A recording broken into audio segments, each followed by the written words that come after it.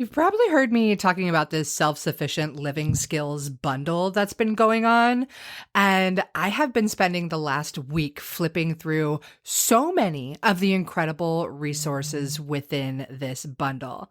Now, I will say there's a lot. There's over 118 different ebooks and courses and lessons sharing incredible wisdom and knowledge with you so you can live off the land and you don't have to rely on this corrupt and broken system for everything for your family. Anyways, I wanted to share some of my favorite things. One, first off, is off-grid homeopathy. This course is loaded with so much incredible knowledge, talking about homeopathy for first aid, for colds and flu, how to make your own homeopathic remedies. Like, as an herbalist who loves to teach that stuff, that's pretty exciting to hear it in the homeopathy realm. There's also some incredible fermentation guides, so many other amazing herbal recipes and food recipes, and how to make your own sourdough bread, how to do your own organic gardening and canning of all of your foods. Really, there is so much. And yes, I know. I've talked about it a ton, but this entire bundle is only $50 right now until Sunday, March 24th. I'm sharing my herbal first aid skills, which is a course that's $47 on its own. I'm sharing recipes that I used when I got my products into REI for herbal first aid kits and so much more. You'll have to check it out. I'm serious. Like, you can absolutely change your life with this bundle. So there is a link in the show notes for you, and I hope you check it out. I hope you take advantage. Don't worry, you don't have to go through everything right away. You can access everything for up to a year. Once you're in the course or have the download, it's yours for life. It is a steal of a deal. Okay, self-sufficient living skills bundle in the links for you. Hey everybody, welcome back to another episode of the Herbalist Path. I am really excited about today's guest. Her name is Kristine Brown, and she is the founder and creator over at Herbal Roots Zine. And I've kind of been stalking her for the past 10 plus years. She does this amazing work where she draws out and plans out these beautiful monthly zines all about one particular herb each month. And it's catered to kids. And now that my daughter's 7 and in the age range where she could really appreciate these things, I am beyond thrilled to have her on as a guest. I think what she's doing to bring herbal education to children in a fun way is absolutely beautiful and brilliant. And she's written a few books, and this woman has so much knowledge and talent to share with families and kids. And yeah, I can't wait to share this whole chat with you guys. Welcome to the Herbalist's Path, where we're on a mission to inspire a movement where there's an herbalist in every home. Again, with your host, clinical herbalist, Melissa Mutterspaugh. So, Kristine, welcome to the Herbalist Path. Thanks, Mel. I'm happy to be here.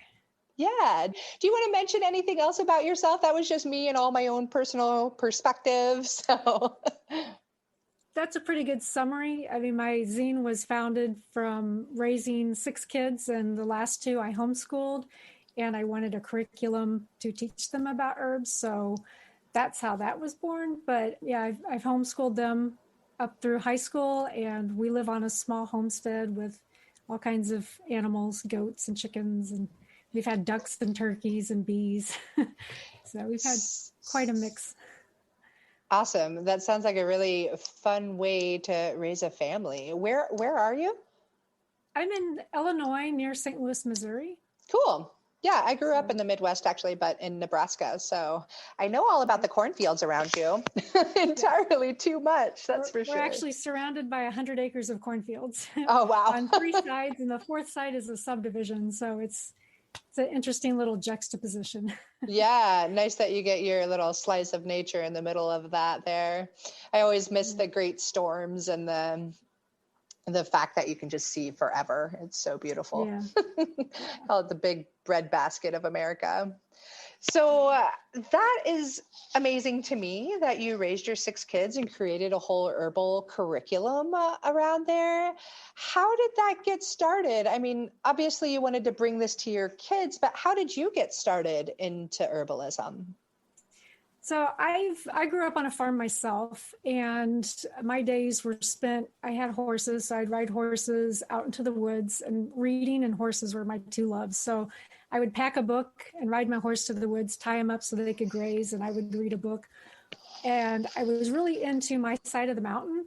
I don't know if you know that story about the little boy who's 12, and he feels like he's a burden on his family because he has a large family and they're poor. So he runs off to the woods that his grandparents had owned. It was an abandoned homestead, and he decides to live off the land. And so he hollows out this huge tree to live in, and he collects the acorns and makes flour. And so has all these like little hints of recipes and stuff. So I would go off to the woods and pretend I was Sam and try to make like wild onion soup and things like that, just to have fun. So I've always had this love of nature and the plants. My grandmother would tell me sort of like not the medicinal uses of plants, more the edible uses, having raised a family through depression. So she was very knowledgeable on what wild plants could be eaten and things like that. So I learned a lot from her. And then I grew up, I moved to Los Angeles for a few years, the complete opposite. And when I started raising a family, we moved back here, and I wanted something better for my kids. And so I started learning about more natural ways of healing and living. And that's how I was introduced to herbs. And echinacea was my first herb that I ever used and was introduced to. At the time when I bought my first echinacea, it was this weird vial thing. It was a liquid. It wasn't necessarily a tincture. I'm not really sure what it was, but it was something you would break open and add to your water and drink it. So it was a lot different than what we think of herbalism now, but that got me curious, and I started getting books from the library because that was before the internet was really in existence. And so I found out about Rosemary Gladstar and her course. And so I took her course, and that was back when you wrote everything by hand and you mailed it to her. They graded it and mailed it back to you. And Yeah. so it was a really interesting progression, and it kind of just became my passion from there. Yeah, that's such a neat story. So that was around Illinois also, that you read books and rode around your horse forever. That's so beautiful. I love that story. About a half an hour from where I am now. So yeah, that's so nice. And it must have been so much fun to take Rosemary's course, even if you didn't have that hands-on. I mean, I'm sure it was still pretty hands-on with the herbs and the plants, but Rosemary is great. I've only met her twice at Brighton Bush Herbal Conference, both times, and she is just this beautiful floating fairy godmother of kindness and herbal bliss. That's the best way I can describe her. She's definitely a great initiation into the herbal world, because she's so gentle and kind and funny and just effervescent. She's just bubbly, and yeah, she's got a very gentle perspective on herbs. So that was a great introduction. Yeah. Did you go beyond that for your more, I guess you could say, formal herbal education, but did you go beyond Rosemary's? I did. And I'm mostly self-taught, whereas I didn't take a lot of courses because being in the Midwest, there were never any herb schools here or any well-known herbalists that were teaching, or any herbalist period that were teaching. So a lot of it was, I would go to a conference, and one of the first conferences I went to was the Southeast Women's Herbal Conference. Yeah, I've heard that's great. That was when I first met Kat Meyer, and I fell in love with her teaching style. I took every class she offered. I signed up for her intensives. She resonated with me so much. And I really wished I could have moved to where she lives and studied with her, but I didn't have that option. I had a family and I couldn't just uproot and go. But she really opened my world into more of the sort of experiential and more of the spirit world of plants as well. And so, I just would go to conferences and learn from herbalists. And if I found one I resonated with, I tried to learn everything I could. I joined the American Herbalist Guild, and so I'd listen to a lot of their audios and just doing self courses like that, reading a lot of books. Yeah. So I just kind of put together my curriculum through doing that, I went on to the American Herbalist Guild, and they have like, if you want to become a registered herbalist, they have like a guideline of the different subjects you need to take and approximately how many hours of each. And so I just kind of built my curriculum based on that. Nice. And fast forward to 4 or 5 years ago, I got my RH through the American Herbalist Guild. So yeah, I still don't have mine, though. I was just looking at it last night. Like I go back and forth as to whether I want to, but I know much in my heart wants to, just because I love studying herbalism, and it's a never ending fascination. And I love hearing, it was Kat Meyer that you found such a great connection with. Yeah. I love that, one, that she made such an impact on you, and two, that you really recognize how important it is to have that connection with your teachers. Like, there are so many great herbal teachers out there today, and I think that the connection with them is a pretty important piece. And you had mentioned that she was more of the plant spirit kind of medicine teacher. Were there other parts about her that you really loved about learning with her, or other teachers that you can think of that just made them great teachers for you? Yeah, well, with her, one thing that really resonated with me and stuck with me was she was like, you can start working with people only knowing one herb. And she's like, I had a friend who worked with plantain, and that was the only herb they used for everybody, and it worked. She's like, developing those relationships with the plants. Other herbalists that I have really resonated with, Isla Burgess is one of them. She's from New Zealand. Again, another experiential, working with the plant, tasting, feeling, smelling, just getting all the senses going, meditating with the plant, and just really taking in the essence of the plant and listening to what the plant has to say. And people are like, oh, plants don't talk, but they do. I mean, they're not going to say, hey, Kristine, how's it going? But they will communicate. And if you sit with them and you still your mind and you listen, things will come into your mind, and that's from the plants talking to you. So I'm a firm believer that, just because a plant doesn't have a brain or eyes, it is still a sentient being, and it can still feel, and it can still sense, and it can still communicate. And there's actually science to back me up on that. So like her messages, and Pam Montgomery also, she has a book about the plant spirit medicine. And also my most recent herbal crushes are the Seed Sisters. They're from the UK. They have Sensory Herbal Solutions, I believe is their website. It's Karen Lawton and Fiona Heckles. And they have a book, The Sensory Herbal, and it's amazing. I just love it. I love their style of teaching and just everything they do, because they do a whole lot of that experiential. They throw in some of the astrology and things like that as well. So they're just a full gamut. And I'm hopefully going to get to meet them next year. A friend of mine, Amanda Cagnette, and I are doing a herbal immersion into Scotland. Ooh. And it's supposed to be a 10-day class, and we have about 30 people going with us. And they are on our list of herbalists to visit and learn from. So I'm really excited. That sounds really exciting and lovely. Hopefully we can get back into traveling and all of that part of life. I know. Yeah. I feel that listening to the plants and having that communication and connection with them is absolutely an imperative part of learning about using plants as medicine. There is so much value there. And it really takes me to that, if you listen, they will teach you, which you see on many United Plant Savers stickers. And it's just such a truthful statement. As somebody who is very fortunate to be surrounded by an immense amount of nature, without that connection, I don't know what I would have, know? And there's so much truth in it that they do speak to you when you need them too. In particular, they'd have a great tendency to be like, hey, I'm over here. You could really use me. And they tend to show up when you need them. Like plants that never grow will all of a sudden start appearing everywhere. Isn't it amazing? Where you are. It makes me have chills in my body when I think about how amazing that is.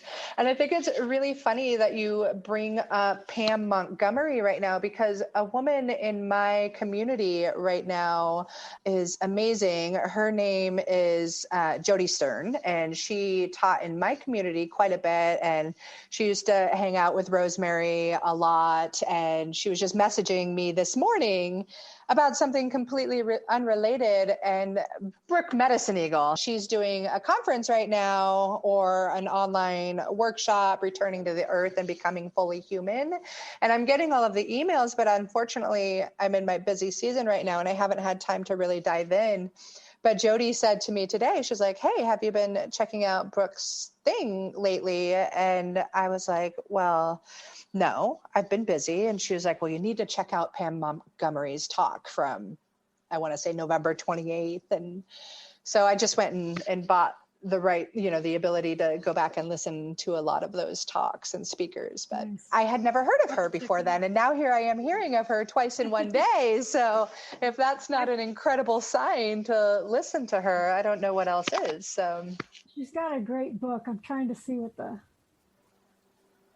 actual title is. I can't see it from here, but it's something like Plant Spirit Medicine. So it's really good. I highly recommend it. That's really, really cool. Do you have like one favorite book, an herbal book? So I call this podcast The Herbalist Path, and the mission is to inspire a movement where there's an herbalist in every home again, which I think having you on as somebody who really does a great job educating children is a great way to get that mission moving forward. So if you could pick one book for a beginning herbalist, what would you pick? That's really hard. I know. I mean, the listeners can't see it, but you can see I have 3 full bookshelves here of books. I'm trying to thin them down, so I have a whole stack next to me. But yeah, and it just depends on the phase too. I mean, right now, my current favorite is Fiona and Karen's book, The Sensory Herbal Handbook. I love that book. It's a seasonal. It goes through the seasons. It's just amazing. They're amazing. So for right now, I would have to say probably that one. But if you asked me next week, it probably would change. I know it's really hard because there are so many good ones, but I haven't heard of that one and I'm excited to check it out. That sounds perfect. Yeah. So can you just take another moment and tell my listeners more about your zine and what happens inside of your zine and what has gone into the hard work that you've put into that? Like you draw it all from hand, right? Yeah, I do. So cool. I mean, that was another love of mine growing up, was drawing. And, my family is always like, well, if you want to have art in your life, you should become an art teacher or a graphic designer. Like those are my 2 career options. And they didn't consider you could just be an artist or do something else with your art. So I kind of put art on the back burner, and I've done so many things. I've worked for an airline. I've been an interior designer, and I've done all these different things. So settling on herbalism, it was great because it was like a marriage of my 2 favorite things, herbs and drawing. Yeah. So when I started homeschooling my youngest 2, I started putting together curriculums, and I'm one of those people who I can't just settle on one curriculum. So I get a little bit of this and a little bit of that. But the one thing I noticed was there wasn't really anything out there to teach kids about herbs. There were a couple of great books like Leslie Tara's Kids Herb Book and Shanlea's Quest, which is more of botany, but it kind of ties in as well. And then The Herbalists of Yarrow. So there was a few little books here and there, but there was not really anything to teach kids about herbs. And at the time, this was before Facebook was in existence or very common, and blogs were a thing. Everybody blogged. And so I belonged to this great little homeschool blogging community that were a lot of like-minded moms who were homeschoolers, and they were into natural living and herbs and things like that. So after I put together 1 or 2 issues, I was like, hey guys, this is what I'm doing for my kids. Would anyone be interested in it? And they're like, oh my gosh, yes. So that's how it was born, to share it with the world. Because I never really intended when I first started. I thought I'll just make it for myself and for my kids. And so I started making them to sell to people. And when I first started, each issue was like 24 pages. It was very short. I didn't know what I wanted to put in it. I was just doing a little bit. I wanted it to be fun. So I put in like some crafts and recipes, coloring pages, mazes, things like that. And then as I kept doing it, I started being like, oh, it would be great if I had a glossary in there. Oh, I should do a botany section. Oh, and so it grew. And so now each issue is about anywhere from 50 to 60 pages. So it doubled to tripled in size.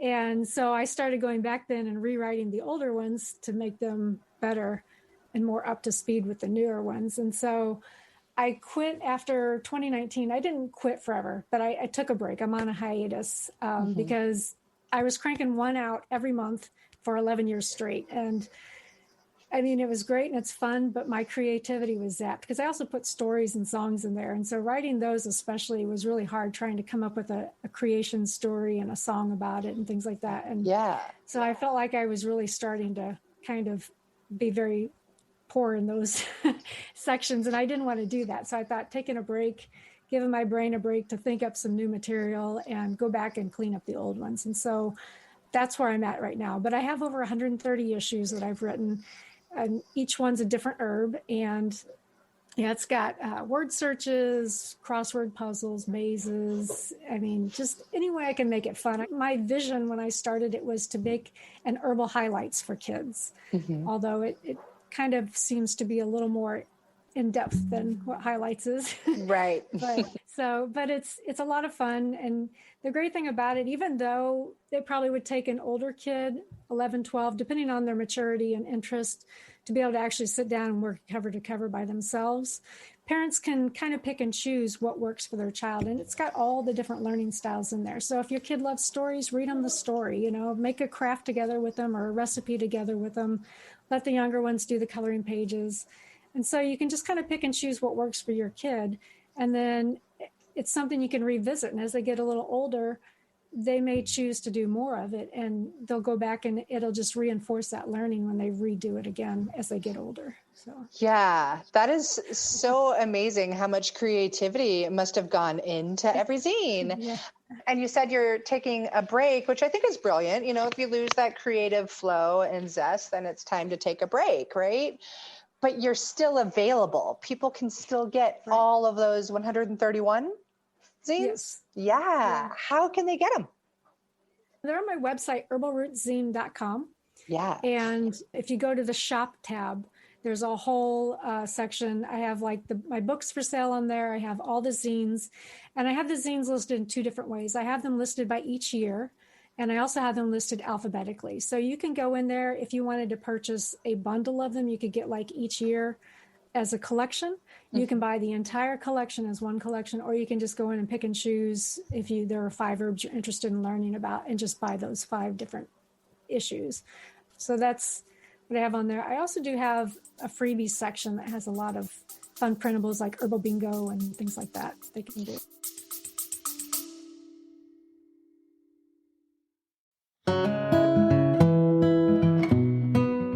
Hey, I wanted to take a quick pause to show some love and gratitude to our sponsors of the Herbalist Path podcast, who make this show possible for me and possible for you too. So here it goes. Medicinal mushrooms are all the rage these days, if you didn't know already. And with great reason, because they are powerful medicine that can improve your health and your life in so many different ways when they're well made. Yeah, it's true. There's a lot of stuff on the market that isn't going to be so effective. And that's why you need to find a brand that you can actually trust. For me, that brand is Whole Sun Wellness, and this is the creation of a brilliant woman and fellow mama, Jamie Bonfiglio. She's an international mushroom educator that has been working in the medicinal mushroom industry for years.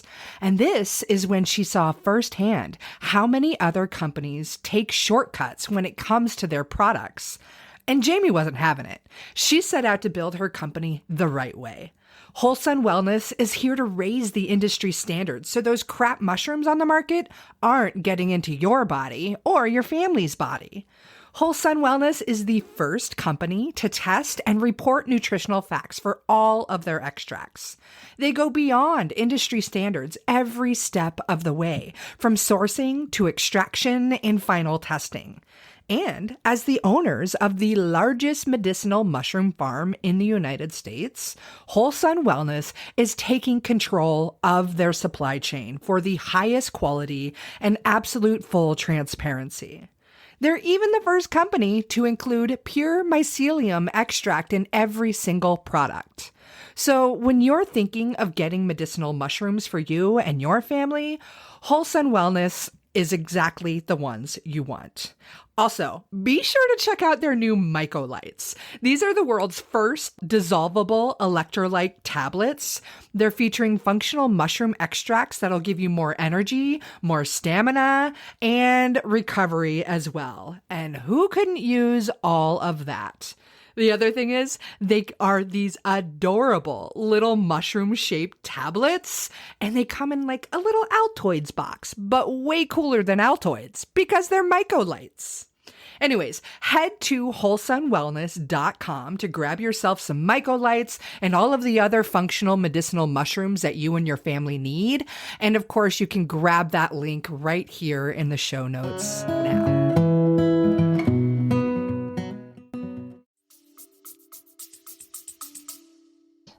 That is so much fun. Like as somebody whose background is in environmental and experiential ed, and I used to do a lot of outdoor education stuff with young kids, I so love what you have put together. And I think it's so incredibly valuable and fun, and that you can, I like hearing you encouraging the parents to take your kids' learning style and work with the zine. And that way it's a never ending resource too. Like the kids can always go back and learn from it. The parents can always go in and learn from it.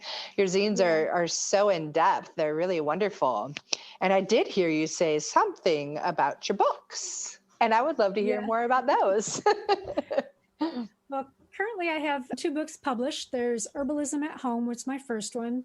And the second one was the Homesteader's Guide to Growing Herbs. Nice. I do have 2 more that are coming out within the next 6 or so months. So I have one coming out next month, which is going to be a more nature-based kids book. And then in April will be actually an herbal book for kids as well. So that's incredible. What great work you do. I love that you're bringing it to the kiddos. Like, I think it's so foundational, and it's knowledge that children need. And I always feel so blessed. Like I can take my kiddo to the park with her friends, or at least I could prior to this pandemic.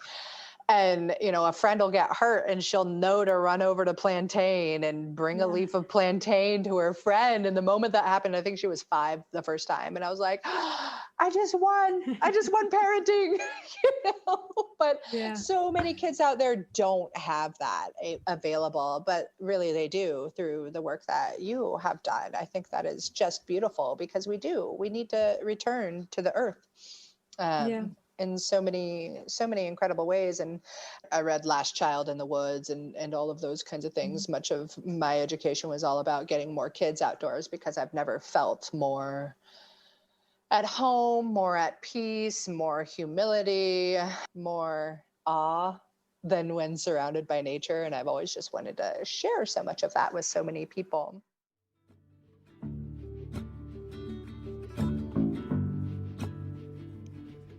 Wow, what a great chunk of knowledge we just heard. I love learning new things, especially better ways to take care of myself and my family. But if you're like me, I love the knowledge, but I'm often too busy to put it into practice, making my own salves and teas and such. Thank goodness, the lovely folks over at Mountain Mills are already doing it for me. Their herbal teas support my mind, body, and soul, and they taste great too. And their line of outdoor essential products supports my family's outdoor fun and quickens our recovery afterwards when we overdo it. So hop on over to mountainmells.com and use the code THP15 at checkout to receive a 15% discount, especially for listeners of the Herbalist's Path. That's THP15 for 15% off your order of delicious goodness today.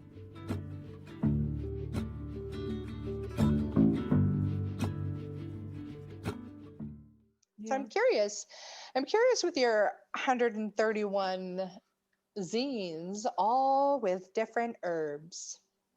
If you were to pick one little herb that you wish everybody knew about, what would it be? Probably stinging nettles. Yeah. Which, I mean, that name alone is frightening, stinging. But I would have to say it's probably one of my top number one herbs. Between that and milky oats, those are my two top that I personally use on a daily to weekly basis. Just stinging nettles, even though it can sting you, part of its medicine is its sting. It can help with like arthritis and things like that. But it's so nourishing, and you can eat it. When you cook it, the sting goes away. So you can cook it similar to like cooking spinach. You can saute it. I love to saute it within like scrambled eggs and things like that. You can make a vinegar out of it, infuse it as a vinegar to put on salad dressings or salads, or I like vinegar on beans. You can make an infusion out of it, which is a long steep of a lot of herbs. So you would put like maybe a cup of herb into a quart of boiling water and let it sit for 8 hours and drink that. And I've known people who have drank nettles infusions every day and have come off their inhalers because it helped with their allergies so much that they no longer needed an inhaler. And it helps you to build up a resistance to those allergens as well. So it's energizing. It's got vitamins and minerals. It gives you strong and healthy fingernails and hair and joints and bones, things like that. So yeah, I could just go on and on and on. And, you know, different parts. So the leaf is most commonly used, but we use the roots for men's prostate. We use the seeds for energy in men's prostate and the kidneys. So there's just so much there that we can use nettles for. Yeah, I absolutely love nettles too. So I'm glad you chose that as one of the plants. What was the other one you said? Milky oats. Oh yeah, absolutely. Which is something we could all use right now because oh my gosh, such a great nervine. Yeah. Again, another infusion herb, but it tastes great. Kids love it. It's because it's got that mildly sweet taste, and it just calms the nervous system. Just moms can use it to calm their nervous system. Yeah. So we can all use it to calm our nervous systems. And again, lots of vitamins and minerals, lots of calcium and magnesium, things we need. Awesome. Great herbs. It's such a hard question, especially when you just, you love all of the plants. There's so many to choose, but I love asking that question of people when they come on the show. So you talked a lot about different ways to ingest nettles and work with nettles. Is there a favorite recipe that you've created or that you've seen that kids who use your zine have just loved so much? Well, I mean, the infusion, surprisingly, a lot of kids like it. Like my son, when he sees I have nettles infusion, he'll drink it all if I'm not careful before I can get any of it. So that one, because it can be a little stronger than some of the other flavored ones, but that seems to go over well. But even just like I said, the sauteing it, and I'll even saute it with like some garlic and onion. And if you do meat, add a little bacon in there. And that can be a nice little side dish. The great thing about nettles, it's so versatile. You can throw it into other dishes and people won't even know it's in there. If you have picky eaters, you can slip it into casseroles and soups and things like that. You can do it fresh or dried. You can add it in there and it works great either way. So just adding it into other things as well. Yeah. I think food is just such a fantastic way to get great herbs into your body. Using that whole food and plants as medicine all together is just really, really beautiful. Hey, I wanted to touch on one thing too. I know you have these zines and you have several awesome sounding books. You teach too, right? Yeah, I do.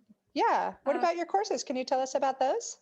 Yeah, definitely. So before the pandemic, I went around to a lot of conferences teaching kids camps or classes at herbal conferences. And so I did a lot of teaching the kids. So actually before the pandemic started, I had already started creating online courses because I wanted a way for homeschoolers to be able to incorporate the herbalism into their classes who needed maybe a little more hands-on. So I've put together right now 4 courses. I have a science and art of botany. And so that's a 12-week course, and it's mostly videos. It's kind of from the Waldorf curriculum concept of looking at the plant kingdoms. And so it starts with like fungi and things like that, and moves on up through like the ferns and dicots and the monocots, and it breaks it all down. But it goes through 12 different lessons, and it teaches kids, first of all, how to draw. I teach you how to draw because everybody can draw. It can be a creative outlet, but it can also be a skill like riding a bike. So if you learn a few basic concepts on how to draw, everybody can draw. So I take the intimidation out of drawing and teach everybody how to do, some basic steps. And then from then on, each week when we learn something about plants, we also draw the plants. So I'll have a plant for them to look at that they can watch me draw. My preference is for them to have their own plant to work from, because it's best if you can actually hold that plant and look at it and get up close and see all the details. That's part of it. But in case they can't get a hold of it, then I do provide a sample so they can watch what I'm drawing as well. So it shows them how they can draw that plant. Drawing is an extra component of teaching herbalism because it really helps to concrete what that plant looks like so that you learn to ID it. So that's one basic concept. And I kind of incorporate that in my other courses as well. The second course I have is a native medicinal plants awareness course. And that one I would actually like to flesh out and add more to. It's pretty basic right now, but it teaches about 14 different native plants to North America. Most of them are endangered species because they've been over harvested. And the majority of them, when we harvest them, we use their roots, which kills the plant. So my goal of that course is to teach people how to sustainably harvest these plants or even cultivate them themselves so that they can just keep on growing it and keep it sustainable. So that's my second course. And then I have two other courses that are great for beginners. I have a new to herbs course, and that one covers 13 herbs, such as plantain and dandelion, violet, things that are very basic and beginner. And it weaves throughout a year. Each month a new module is released, and I have a year-long project that goes along with it. So every month when they work with the plant, they use that plant to dye a square of fabric. And at the end of the year, they have a beautiful silk scarf. Oh, wow. So not only does it become something they can wear, but it also becomes a conversation starter, because when someone sees and says, "Oh, beautiful scarf, where'd you get that?" They can say, "I made it." There's that empowerment right there that the kid can say, "I did this." And then they start talking about the plants, like, this is chickweed and this is what I can do with chickweed. And so it's this recall tool. So the New to Herbs has a silk scarf. And then the next step is a course to take after that, but you can also take it before. They can work side by side, they're interchangeable either way. The next step course has a similar concept, another 13 herbs, and they end up making a canvas bag. So when they're done, they have a lovely patchwork canvas bag with all the herbs on it. Wow. Yeah. And those two courses also we do plant meditation for each lesson to sit with the plant and learn from the plant. And then also some experiential of tasting it and smelling it and things like that, and drawing it as well. So there's a lot of stuff packed into that. Those all sound amazing. I didn't even know about your courses prior to like a week ago. So yeah. Those sound like so much fun. I love those. Yeah, so much fun putting them together. And I'm trying to also create the season of each plant. So like in the spring, this is what you'll see. In the summer, this is what you'll see. In the fall, this is what you'll see. And even in the winter, you can still identify plants in the winter. Oh, yeah. So it's a great way to go and see the skeletons of the plants and things like that. So super fun. That's really, really exciting. And they can all find that at herbalrootzine.com, right? Yes. Yeah, there's a classroom button in the middle there that will take them to the classroom. Wow, that is so cool. I love how much time and energy you have given your life towards teaching these kids about using plants as medicine. I love it. Those courses sound amazing. And I love how they get that empowerment feeling of creating this thing. Like a canvas bag and a scarf. So much fun. I love it. And it's something they can have, they can hold on to that for the rest of their lives. And it's useful forever. So, or they can make them and give them as gifts for people. So. Yeah. What about adults like me that want to take your courses? I kids of all ages. There we go. Awesome. I have a lot of people who say they sign up for their grandkids, but it's really for them. Right. Exactly. It's something I can do with my grandkids, or maybe I'll do on my own in hope that they do it. But I love that. It's fun getting to know you through these questions. Do you think if you could do it all over again, if you could like walk your own herbalist path again, would you do anything different?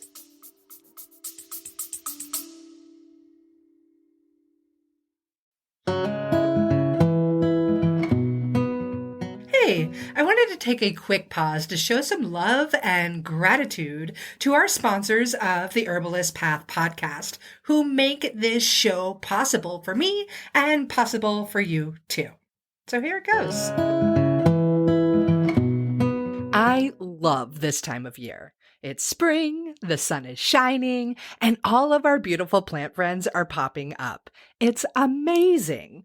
Unless, of course, you're one of the millions of people who suffer from seasonal allergies. You know, the itchy, watery eyes, the sneezing and wheezing that's straight miserable. Thankfully, there are some amazing herbs that can help you with all of that. Just like the herbs inside of Kick-Ass Allergy from Wish Garden Herbs, one of my absolute favorite herbal companies out there.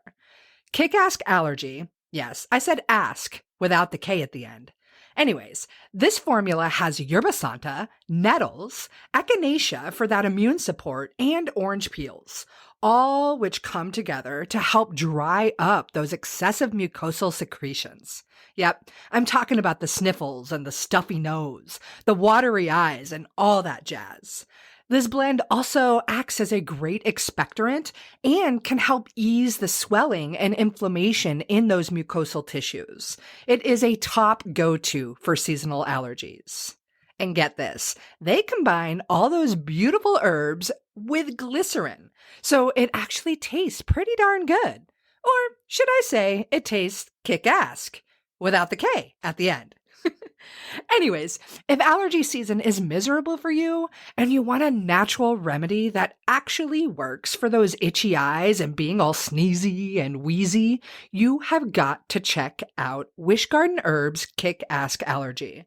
And for those of you with the little kiddos, no sweat, they've got a kick-it allergy too. And you pregnant mamas? You don't have to suffer either. They've got a kick-ass allergy formula just for you. So head over to wishgardenherbs.com or check out the link in the show notes and go grab yourself some kick-ass allergy so you can enjoy spring again.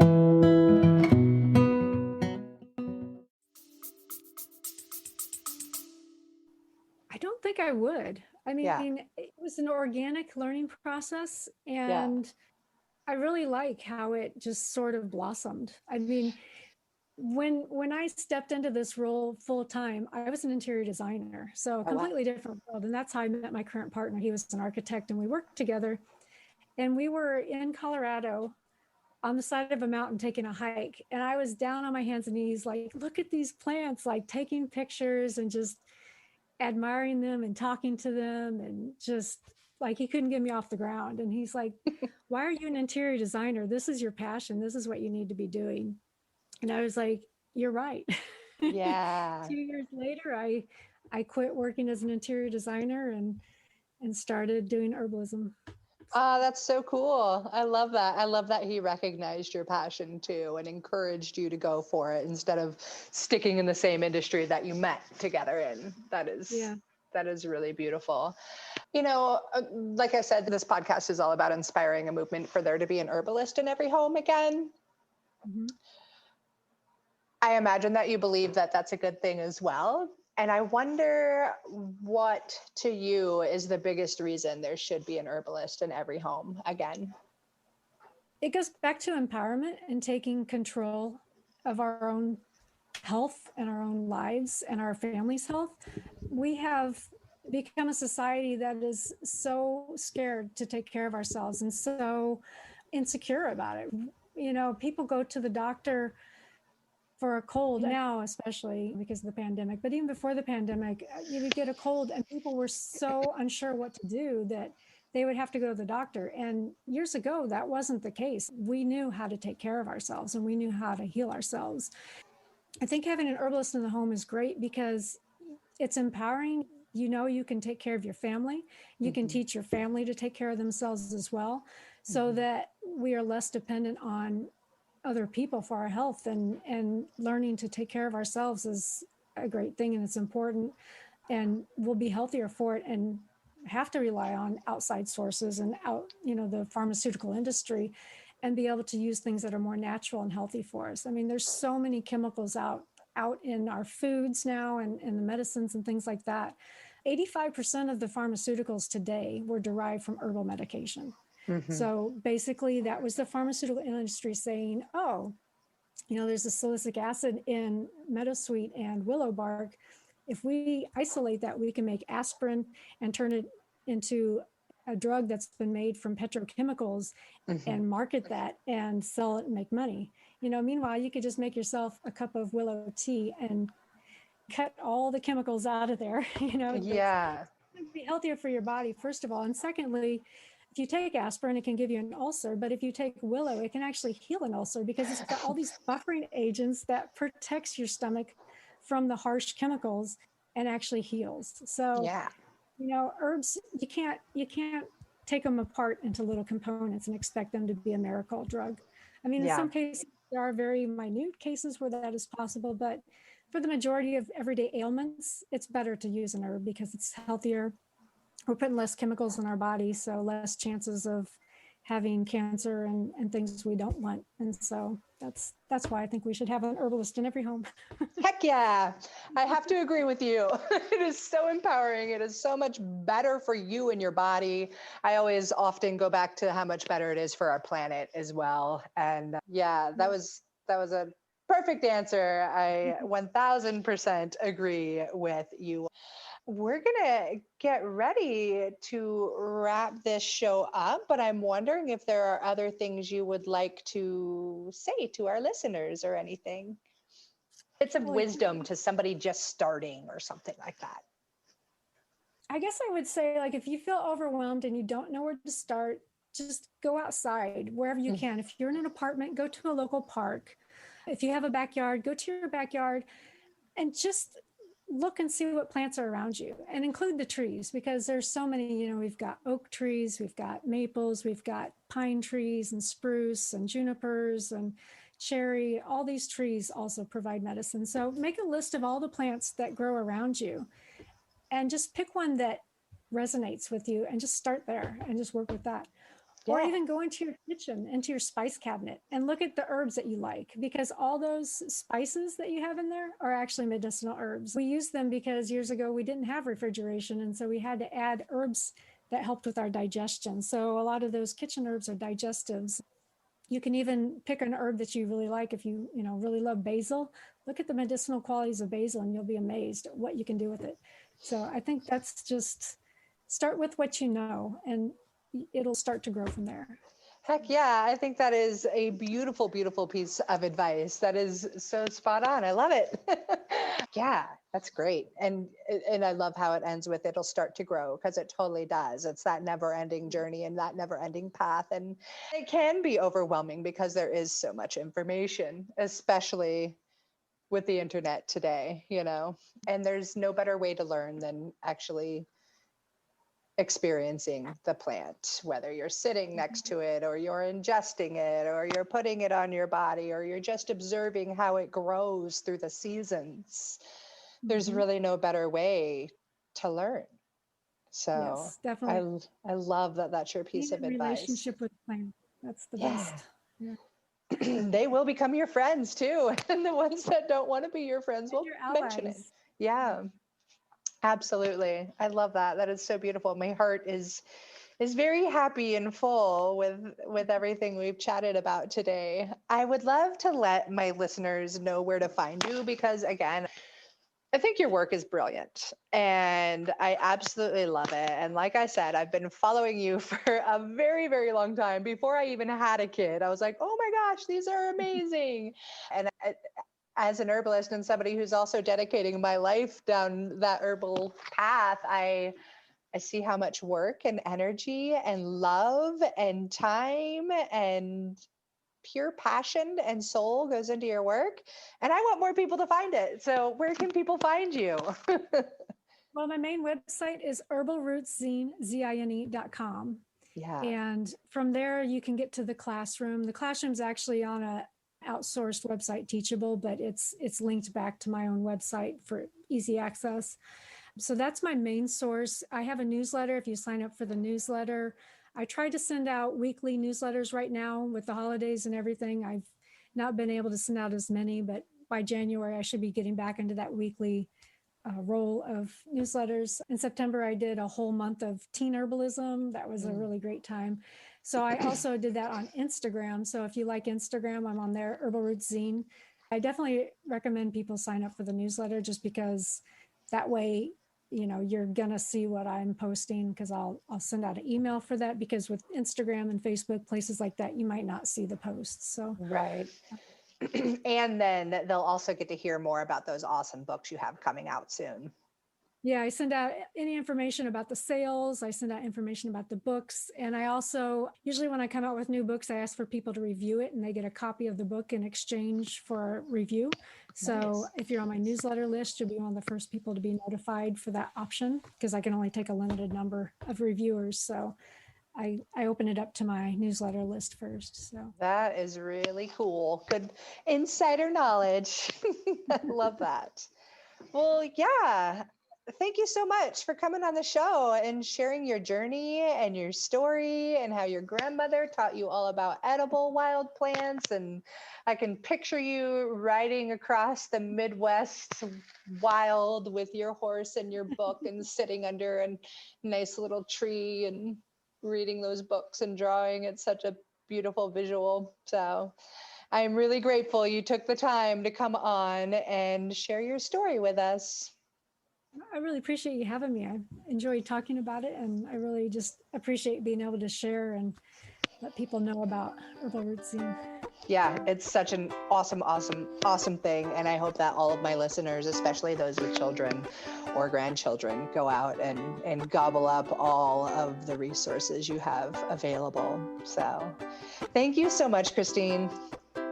Thank you. And I wish you a beautiful day. You too. This has been the Herbalist's Path, where we're on a mission to inspire an herbalist in every home, again. Thanks so much for joining us. If you'd like to support our mission, please subscribe, rate, and review to help others find us. Together, we can make herbalism #spread like wildflowers. Wishing you all a lovely day. Bye for now.